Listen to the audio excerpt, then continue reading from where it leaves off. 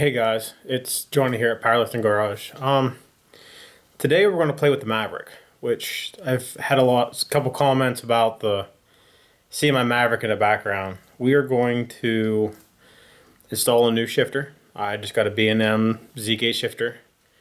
We're going to create a cross member for the transmission. So today we're going to do a little bit of metal fab. So we'll get it all cut up, get it mocked up, get it tack welded. And then I'm going to take it to another place that actually has a really good Miller welder, and we'll weld it all up. So I ordered a couple things, and I ordered 3 V-bands. So you take this and you weld this end to a piece of exhaust pipe, and then you weld this backside to another piece of exhaust pipe. And then what happens is because then it makes a perfect seal, this band goes around it.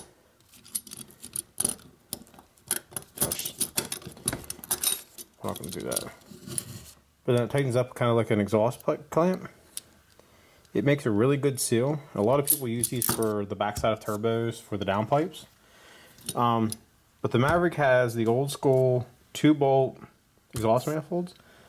And I've had a really hard time to find an exhaust for the Maverick, so we're going to weld one side of this to the manifold and the other side to a custom downpipe I'm going to make. So then we can have detachable exhaust. Here is my B&M Z-gate shifter. So it's the traditional B&M, of course.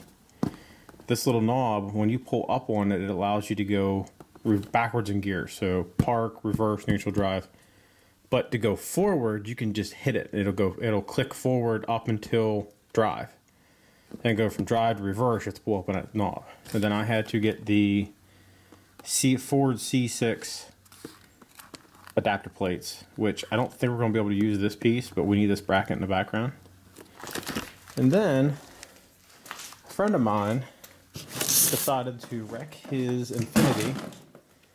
But he bought these brand new wheels. Well, of course they're XXRs, but yeah. I had never had issues with XXRs. I know a lot of people complain about wreck wheels and being bent and can't balance them. But XXRs actually in the past couple of years have stepped up their game. So these are what I got. I got them for $400. They were 6 something shipped. And they were going to kill him in shipping to ship them back. But now here comes the bad news. I sold my 350Z, which these would have fit on fine because they're 5x114.3. So I'm going to have to convert my 240 to 5 lug, which I've wanted to do, but I've never had wheels. So this will allow me to put wheels on my 240. Here's the offset and such.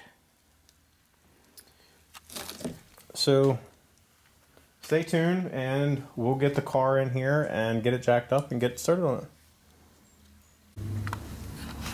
Alright, so I crawled the car and got a couple measurements, and it's kind of hard to tell, but there's a line right here. This line is the bottom of the transmission. This line going across is the bottom of the transmission mount. So this is the actual transmission mount. So I did this and figured out the center, just like so. And then this bottom line now that you see will be the top of my bracket. So this will actually sit on top of the bracket I'm going to make. So I gave myself a 1/4 inch on both sides, so it would clear the bottom of the transmission. And from the bottom of the transmission, 1.5 inches up on this side is the bolt hole, and up this side is 3.5 inches.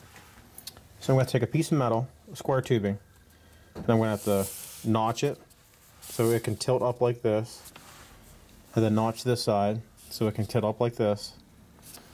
And then because of the way the bottom of the car is, the bottom of the transmission, so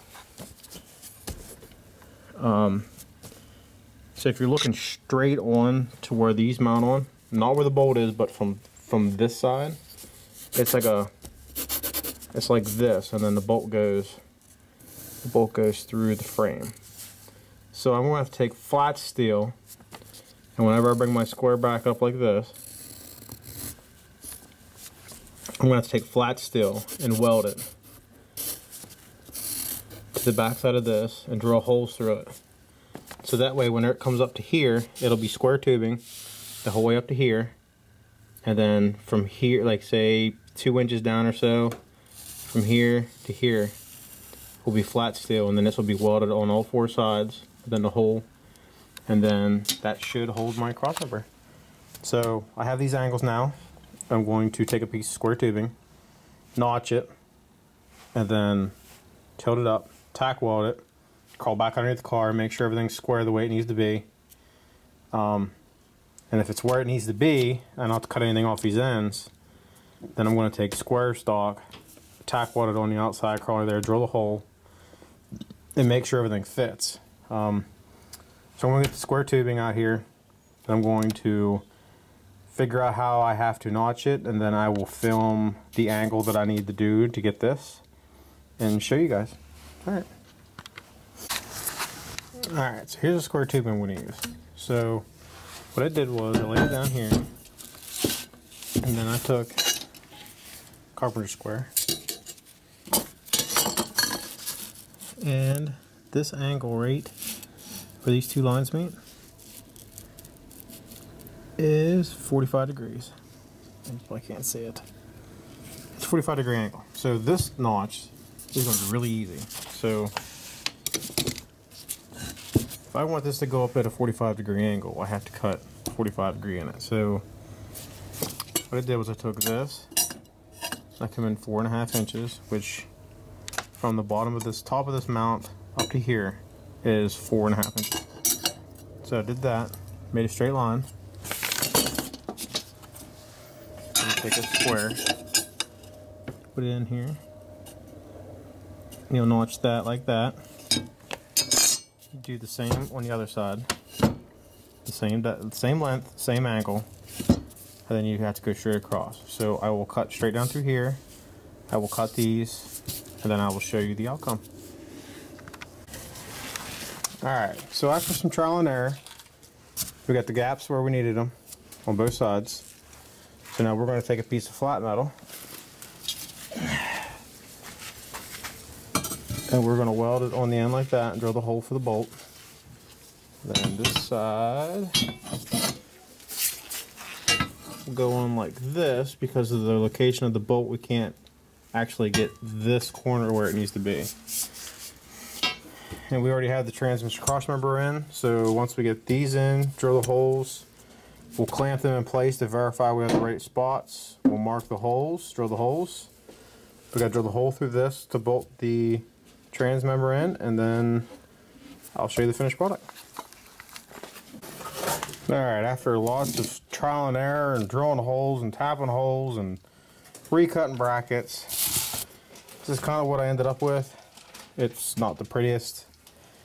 I have a flux core welder, but I'm going to take it to and actually weld it legit, so this will all be good. This, I'll weld around all this, and then I'll weld the back sides solid. I'll weld here, of course here. Then I'm going to box this in so you can't, so it actually strengthens it up. It's not pretty, it'll work. And then down the road here, I'll actually make another bracket, but it'll all be one piece, so it's not these individual little pieces. Alright, so right now we are going to put in the shifter so we can at least shift the car and drive it. Alright. Alright guys, we're at a standstill. I'm trying to put my shifter in. Finally got it to go in the car here. So it's in. It's just not bolted down. The problem with it is,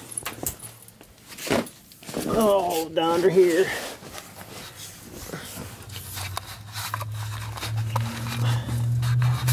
This bracket that's bolted to the transmission does not belong to this car for some reason.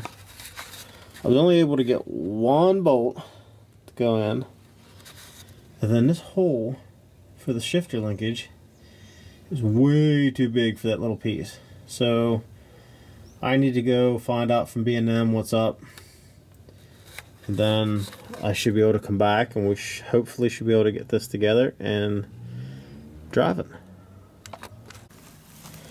After many trials here now, this was the bracket we made out of square stock. We put these little ears on it, brace it up a little bit. So this is what we're going to put on the transmission. And of course, when you have a flux core welder with no gas, and you're using regular welding wire instead of flux core, this is the garbage that you get. So instead of using this big gargantuan thing, I took 2 pieces of 3-inch wide and welded them together, and then I cut it out to this shape. The holes, I drilled all the holes in it, so now it's one solid piece. And of course I'll clean these welds up, we'll paint it. Alright, I'm going to put in and make sure my holes aren't off, and then the next piece that you will see is the adapter I got for the B&M shifter. Alright, so I made the bracket now for the transmission. It's bolted in, and I'll show that to you whenever I go to put this in. So my B&M shifter, the way that they work is they bolt up to the transmission from the bottom this way. The shifter goes through here and then connects to the little arm on your transmission. This is the little finger that goes onto the linkage, and then that goes through here, and this is what it's called, a swivel. So I actually got this to show you how it's supposed to work. So if this is the finger off your transmission, this goes in, and then there's a pin that goes in the back, and as you can tell, it just fits. The problem with it is this hole on my transmission is the diameter of this little guy. This is actually a washer, a grommet that goes through, and then this fits in. And as you can tell, you're not getting a pin in that. And that's actually cut in half. So I scoured the internet for a week. I found this little kit from year 1 that may work for it.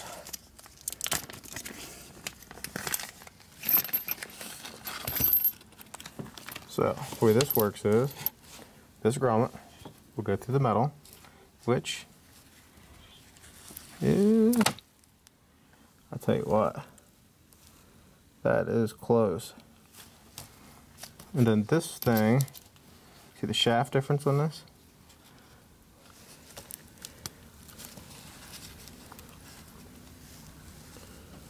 This guy is meant to go through this. Now, you're supposed to put a washer on. Put this through. Put this washer on the back. And then this C-clip goes in. Just about like so. Well, it's kind of hard to do one-handed. Yep. That whole assembly goes into the shift linkage underneath like this. Now the only thing is this hole. This hole right here is the thread, is the size of the thread. So as you can tell, actually this here actually falls in it. So what I need to do now, so in the shaft down below, I will put washers and nuts on both sides and tighten it tight to this. And then that should give me my linkage and my shifter. I'll get this installed and I'll show you what's going on. Alright, so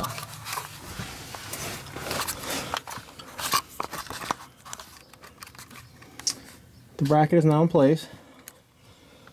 Bolted here, bolted there, and then bolted on the other side, which will hold in place. This red cable that you see is the B&M shifter linkage. So it connects to this plate, and then this tightens down, and then from here to here moves this rod, which the shifter isn't locked. But here is the adapter put in place. So the bushing went through. There's a bushing. It's kind of hard for me to. Alright, so there you go. The bushing, the washer on both sides, the C-clip. And then I took this guy right here, put nut and washer on one side, nut and washer on the other side, and tighten them down. Of course, you can see the kick down up there at the top, but I don't have it yet. But this whole project may be null and void here soon, because right here, which you probably can't see, is where this thing goes into the transmission, and then you can see all the fluid. That's where it's leaking from. I bent this bracket a little bit to get it to work, but it works. So now I have to jack the car up, put the back end on jack stands, have someone come down here with me. We'll start the car, put it into drive or reverse, see if the wheels spin, and go down through all the gears, because if not, then I have to adjust this to pull this whole arm back, which will be parked, because right now it's the whole way forward. Even in the transmission, it can't go forward anymore, which should be park, but this sometimes these have play in them, so they'll actually go past park, so you have to watch. So I want to know where park is, so then I can go in reverse, neutral drive, second, first. But until I get an extra set of hands here, I'm kind of stuck and done with this video. Hopefully the next video you'll see us adjusting this and getting it running. I have a couple leaks to fix. I have up on the engine, the thermostat housing needs to be taken off, resealed, and put back on. Alright, so in here I got my B&M shifter. I got the 2 bolts holding it to the floor. This is the shroud that they give you. Put it over top of here. Bolts down. So here's the thing, is where it bolts down, you probably can't see it real well. There it is. So there's probably an inch between here and here that these screws go into. So I'm going to take this and I'm going to cut an inch the whole way off of this, which then will allow this to sit down where it belongs. So with this plastic, you score it with a utility knife. Take a pair of pliers. If you get your pliers close to the cut that you did, if you turn and you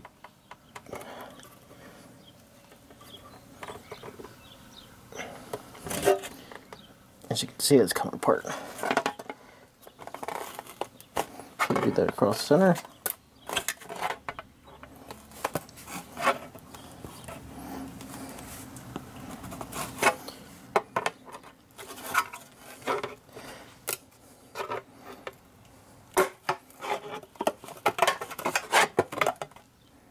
Okay.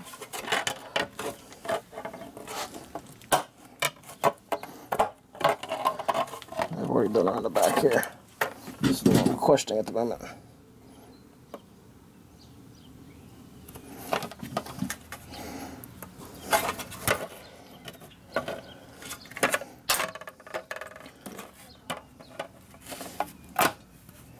There you go.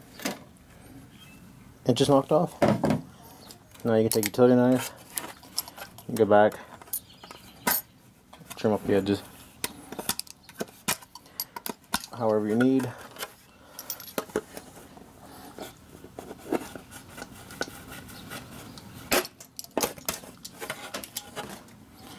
That's how you trim up your thing. Make sure you get your scoring deep enough so that whenever you do it, it actually breaks, because you can actually shatter this entire piece. Alright, let's put it in. Alright, so after the trimming we just did, as you can see, find the hole here. It's actually laying on it.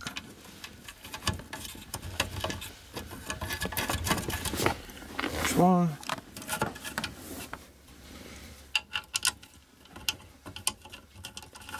And together.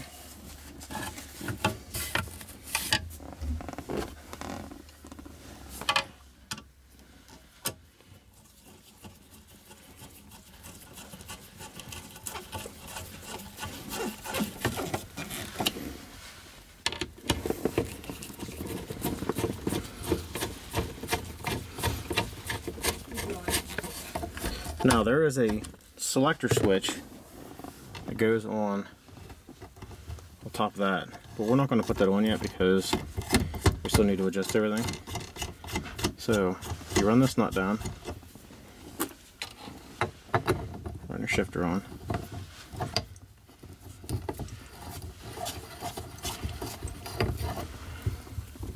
So it'll actually have to come back. So I'm right-handed.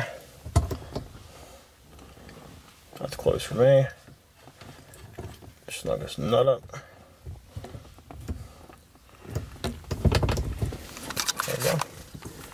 It's installed for now until we get it adjusted, and then I'll get the selector thing on and we'll show you that.